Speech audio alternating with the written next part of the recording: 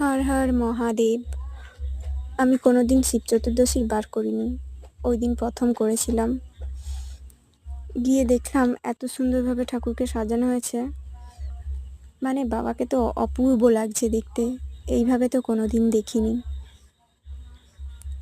কত মালা পরিয়েছে, তার থেকে বড় কথা হচ্ছে বাবার ওই দিনকে বিয়ে ছিল, তো দেখো বিয়েটা কত সুন্দরভাবে দিয়েছে, মুকুট পরিয়েছে। ওইদিকে সাইডে ওখানে আছে শিব পার্বতী, তো ওখানে বিয়েটা হয়েছে।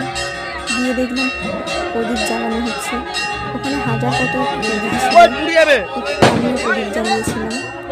আমি এত প্রদীপ কোনোদিন দেখিনি, হাজার প্রদীপ, ভিড় লেগে গেছিল প্রদীপ জ্বালানোর জন্য।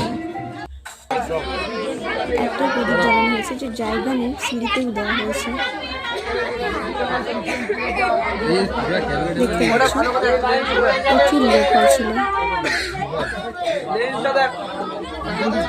ওইদিনকে দেখলাম, দেখো তোমরা 4 বার পুজো হয়েছে আর 4 বার অঞ্জলি হয়েছে, 4 প্রহর বলে না সেই রকম।